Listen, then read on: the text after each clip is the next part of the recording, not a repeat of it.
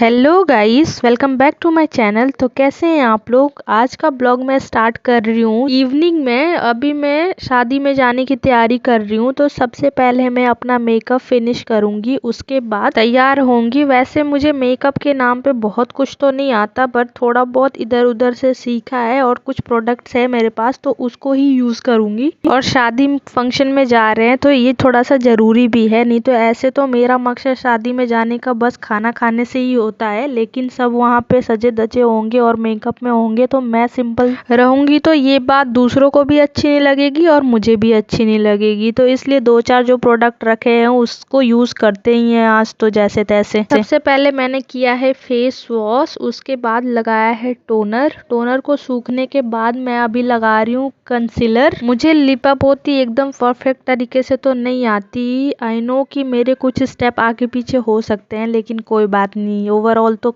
थोपना तो चेहरे पे ही है। और इस वीडियो में किसी को मैं सिखा तो या इन्फ्लुएंस तो नहीं कर रही, मैं खुद ही सीख रही हूँ। और प्रोडक्ट्स भी इसलिए दिखा रही हूँ कि इसलिए नहीं कि इन्फ्लुएंस हो दूसरे मेरे से, इसलिए कि कहीं मैं बेकार प्रोडक्ट तो यूज नहीं कर रही। आप लोग देखो और मुझे कमेंट सेक्शन में जरूर बता देना अगर कोई बेकार प्रोडक्ट हो इनमें से। तो बहुत सारे मेकअप तो नहीं है मेरे पास, जैसे कंसीलर, फाउंडेशन, आईलाइनर, मस्कारा, ये सब है। लेकिन इन सब में से एक दो बार मैंने यूज किया है, बट अभी तक इन सारे प्रोडक्ट में से किसी भी प्रोडक्ट की वजह से मेरे स्किन को डैमेज या हार्म नहीं हुआ। तो अभी तक तो मुझे ये पसंद ही है या अच्छे ही लगते हैं। मेकअप करने या सीखने में उतनी ज्यादा मेहनत तो नहीं है। सबसे बोरिंग पार्ट है मेकअप करने का ये ब्लेंड करना, जो टप टप टप टप करते रहो आधे घंटे एक घंटे तक, नहीं तो पूरा ही चेहरा सतरंगी हो जाता है अगर अच्छे से ब्लेंड ना हो तो। फिर कंसीलर ब्लेंड करने के बाद अभी मैं लगा रही हूँ फाउंडेशन विथ प्राइमर। दोनों को मिक्स करने के बाद इसे पूरे फेस पे, नेक पे और बैक साइड ऑफ नेक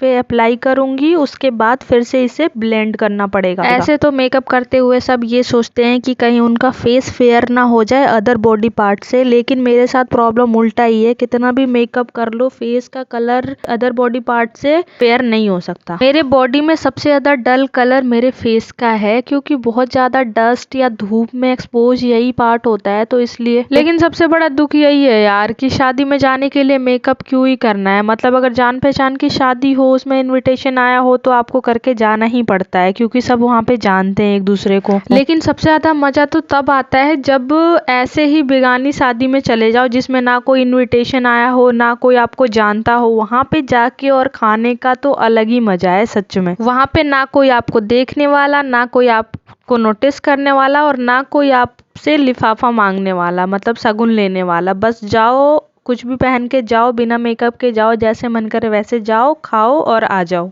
ऐसी शादी मैंने बहुत बार तो नहीं, पर 3-4 बार अटेंड जरूर करी है अपने दोस्तों के साथ, और सच में बहुत ही अच्छी फीलिंग होती है और इतना ज्यादा मजा आता है ना। जितना हम जान पहचान की शादियों में एंजॉय नहीं कर पाते हैं ना, उतना हम ये अनजान लोगों की शादियों में एंजॉय कर लेते हैं। इसलिए क्योंकि कोई रिश्तेदार नहीं होता, ना कोई ताने मारने वाला, ना कोई नोटिस करने वाला, ना आपको कोई ये बोलने वाला कि ऐसे चल रही है, क्या पहना हुआ है, क्या कैसे कर रही है, किससे बात कर रही है। कोई किसी को नहीं जाता, मस्त अपना खाओ पियो, थोड़ा सा डांस करो और आ जाओ। और ऐसी शादी में दोस्तों के साथ चले जाओ तो बल्ले बल्ले ही हो जाता है एकदम से। अभी सारी मेरी लिपा पोती कंप्लीट हो गई है। लास्ट मैंने थोड़ा सा पाउडर लगा के इसे ब्लेंड कर लिया है, और अभी लास्ट में मुझे यही फीलिंग आ रही है कि अगर मेरे दोनों भाई होते तो क्या ही कहते। बड़े वाले भाई तो मेरे ये कहते कि तू कुछ भी कर ले, लगनी ऐसी ही है, और छोटा भाई ये कहता, मतलब कहता तो कुछ भी नहीं, बस देखता और हंसता। कोई बात नहीं, सबको इग्नोर करते हुए मैं बहुत ही ज्यादा सुंदर लग रही हूँ इस ब्लैक साड़ी को लगाने के बाद, जो कि मेरी बहुत ही ज्यादा फेवरेट है। बहुत ज्यादा ढूंढने के बाद ये मुझे ब्लैक जॉर्जेट की साड़ी मिली है, जो कि मुझे पड़ी थी ये 1200 रुपए की। मुझे वैसे ब्लैक साड़ी चाहिए थी, चाहे जितने की भी मिले। मैंने बहुत ही ढूंढने के बाद ये साड़ी मिली है मुझे। वैसे मैंने तो फुल ब्लैक ढूंढा था, लेकिन इसमें रेड बॉर्डर भी है, तो कोई बात नहीं, ओवरऑल अच्छी लग रही है और सबको पसंद भी आई है बहुत ज्यादा। ये ब्लाउज इस साड़ी का तो नहीं है, ये मम्मी के किसी एक साड़ी का है जो मैं लेके आई थी इस बार घर से। इस साड़ी के साथ जो ब्लाउज है वो मुझे कुछ खास पसंद नहीं आया, क्योंकि उसमें भी ये रेड बॉर्डर है जो कि बाजू पे आने के लिए है। अभी मुझे समझ में नहीं आ रहा है कि उस ब्लाउज को मैं कैसे सिलवाऊं। अभी तो इस ब्लाउज के साथ बहुत बढ़िया जा रही है ये साड़ी। अभी मैं लगा रही हूँ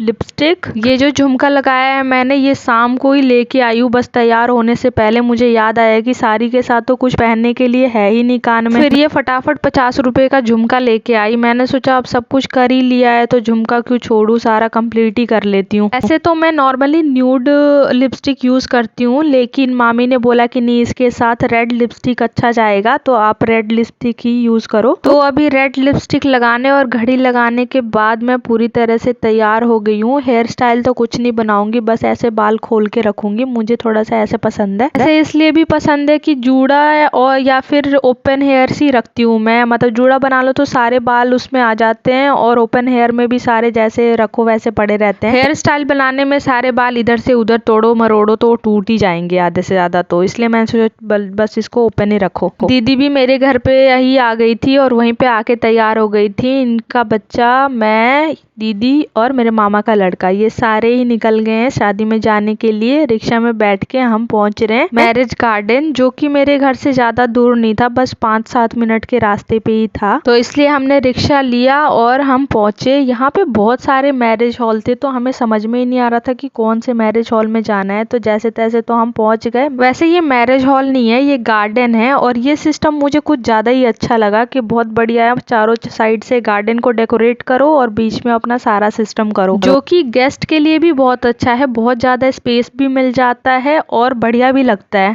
और मैरिज हॉल में तो बहुत ही ज्यादा लिमिटेड स्पेस होता है, मतलब जितने पैसे लगाओ उस हिसाब से मिल जाएगा, लेकिन गार्डन का ये सिस्टम है कि आपके बजट में भी अच्छा गार्डन बुक हो जाता है। तो सबसे पहले हम पहुंचे हैं दुल्हन के पास, वहाँ पे उनको कुछ गिफ्ट्स देने, लेकिन जब हम उनके रूम में पहुंचे तो पता चला कि अभी दुल्हन तो पार्लर से ही नहीं आई है, तो हमने सोचा चलो पेट पूजा स्टार्ट करते हैं। तो सबसे पहले मैंने स्टार्ट किया है मेरी फेवरेट गुलाब जामुन से, फिर सेकेंडली खाया है पाव भाजी और छोले, फिर पाव भाजी निपटाने के बाद खाया है मैंने चाउमीन। देखो भाई, कोई नहीं बोलेगा कि कितना खा रही हूँ, क्योंकि मैं शादी में खाने ही आई हूँ। फिर हमने दीदी के डिमांड पे खाया है गोलगप्पे, और यहाँ पे भी गोलगप्पे वालों के भाव सबसे ज्यादा है। ना खाने के बाद हम बढ़े हैं मेन कोर्स में, जिसमें मैंने सब कुछ थोड़ा थोड़ा ले लिया, मैंने सोचा कुछ भी छूटना नहीं चाहिए बिल्कुल भी। जिसमें था पूरी, मसाला चाप, छोले, दाल मखनी, चावल और आलू साग की सब्जी, आलू की सब्जी और रायता। मैं लिया है थोड़ा सा सैलेड,